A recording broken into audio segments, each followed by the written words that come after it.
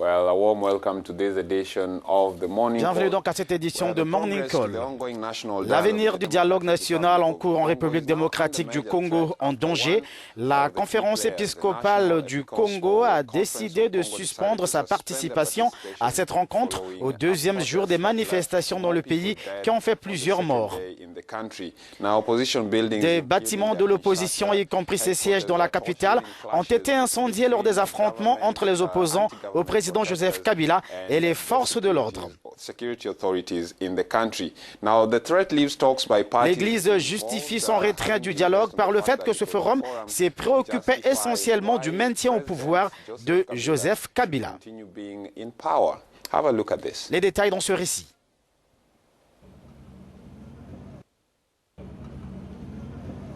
Pas de répit dans les violences en République démocratique du Congo. Plusieurs personnes ont été tuées ce mardi dans la capitale Kinshasa où des sièges de partis de l'opposition ont été incendiés, parmi lesquels celui de l'Union pour la démocratie et le progrès social UDPS d'Étienne Tshisekedi sur ces images. Ces partisans accusent le camp du pouvoir d'être responsable de l'attaque de leur quartier général qui, selon eux, a fait au moins 5 morts. Au moins 17 personnes ont été tuées au premier jour des violences qui ont éclaté lundi avant une manifestation des jeunes de l'opposition contre le président Joseph Kabila, dont ils réclament le départ. Une situation qui inquiète la communauté internationale qui a appelé au calme et à l'organisation rapide de la présidentielle.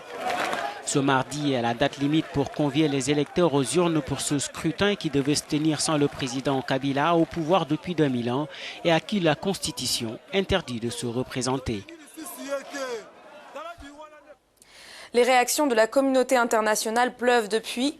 Avant-hier, le président français François Hollande a qualifié d'inadmissibles les violences commises dans le pays où des élections doivent, selon lui, se tenir conformément à la Constitution. Et puis, hier, le ministre des Affaires étrangères congolais a participé à une rencontre avec des envoyés spéciaux de l'ONU, l'occasion d'appeler au calme et à éviter la violence. Les participants ont également appelé à élargir le dialogue pour y inclure largement l'opposition. Mais le fameux dialogue national semble de plus en plus compromis après cette décision de retrait de la Convention nationale épiscopale qui était l'une des médiatrices de la crise. Pour mieux comprendre avec nous ce matin en ligne, le révérend Donatien Tshobé.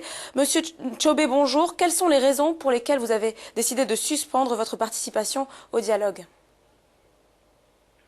Oui, il y a d'abord aussi une question de responsabilité à établir. C'est pas normal que les gens, des êtres humains, meurent comme ça, comme si c'était des chiens. Les évêques ont décidé de suspendre leur participation, c'est-à-dire ils se sont laissés interpeller par le sang de nos frères et sœurs qui a été versé pour le respect de la Constitution. C'est un signe de temps. Par respect pour ces morts, ils ont décidé cette suspension pour faire le deuil, mais surtout aussi pour rechercher un consensus plus large. Si le dialogue se terminait aujourd'hui, une bonne partie de la population ne se sentirait pas concernée. Et voilà pourquoi ils veulent mettre à profit ce temps pour interpeller les uns les autres, parce que tous responsables quelque part de cette situation. Les évêques leur rappellent qu'ils sont ennemis, mais ils sont de frères et surtout des compatriotes d'un État qui doivent construire ensemble. C'est cet environnement-là dont l'Église veut s'assurer pour s'engager dans un dialogue qui sera effectivement un lieu de solution et non un lieu d'une autre crise. Révérend, dites-nous quelle est votre position pour ce qui concerne la tenue de l'élection présidentielle qui était initialement prévue en décembre 2016.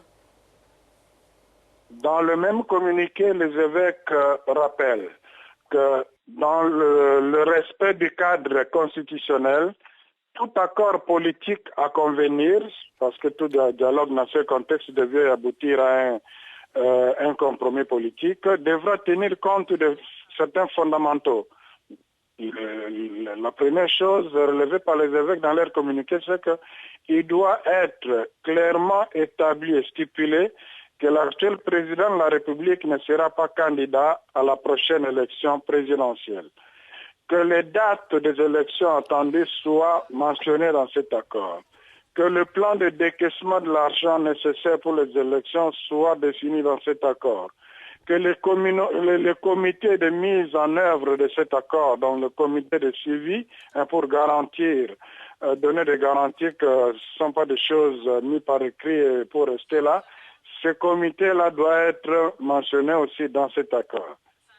Et non attendre après pour que les gens soient dans l'incertitude. Well, that was Reverend Shirley of the National Episcopal. C'était donc un membre de la conférence épiscopale.